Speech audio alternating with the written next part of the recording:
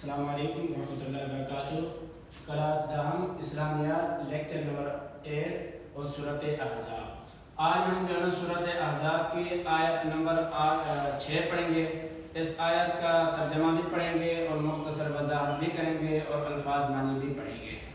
سب سے پہلے دیکھیں کہ آیت کو دیکھیں، اللہ تعالیٰ فرماتے ہیں النبی اولیٰ بالمؤمنین من انفسہم وازواجہ امہاتہم۔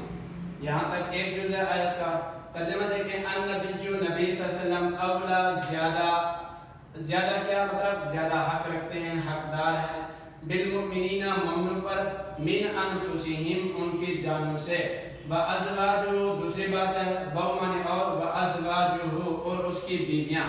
کس کی بیویاں؟ یعنی اس نبی صلی اللہ علیہ وسلم کی، پیغمبر صلی اللہ علیہ وسلم کی بیویاں۔ امہاتہم ان کی مائیں ہیں، ان کی مائیں یعنی ان مؤمنین کی مائیں ہیں۔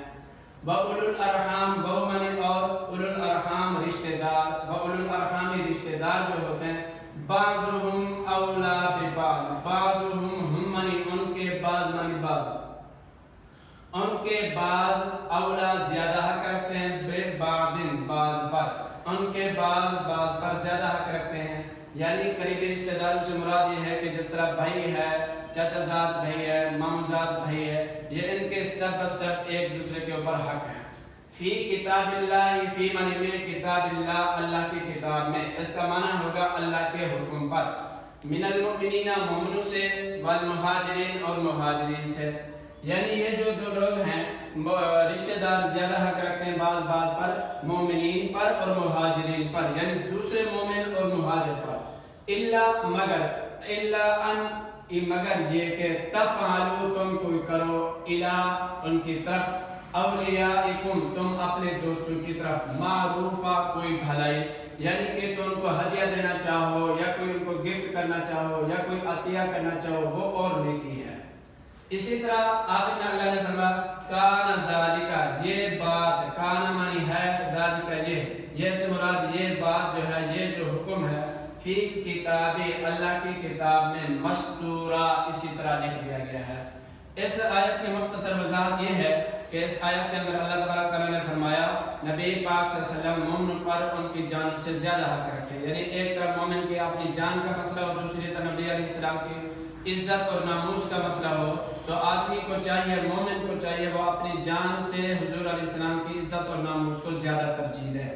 دوسرے جو اس کے اندر فرمایا نبی کی جو بیویاں ہوتی ہیں وہ امت کی مائیں ہوتی ہیں، یعنی جس طرح آدمی اپنی ماں سے نکاح نہیں کر سکتا ہے، اسی طرح نبی علیہ السلام کی ازواج کے ساتھ بھی آدمی کا نکاح حرام ہے، ان کو اپنی ماں جیسا درجہ دے۔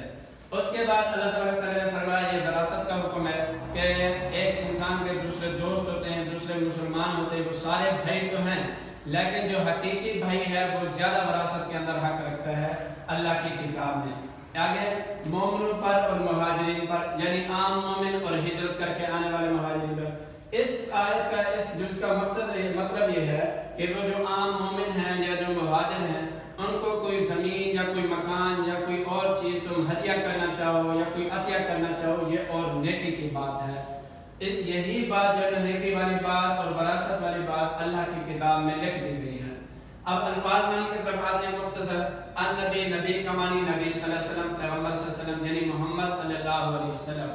اولا معنی زیادہ حق رکھتے ہیں، انفسہم نفس کا معنی جان، ہم معنی ان کی جان سے، وہ معنی اور ازواج معنی بیویاں، ہو معنی اس کی اور اس کی بیویاں، اس کی یعنی نبی صلی اللہ علیہ وسلم کی بیویاں۔ امہات معنی میں، ہم معنی ان کی میں سے مراد ان مومنین کی میں ہے۔ اسی طرح وَأُولُو الْأَرْحَامِ، اولو الارحام کہتے ہیں قریبی رشتہ داروں کو، قریبی رشتہ دار سے مراد بھائی، بیٹا، چچا زاد بھائی، یہ وغیرہ۔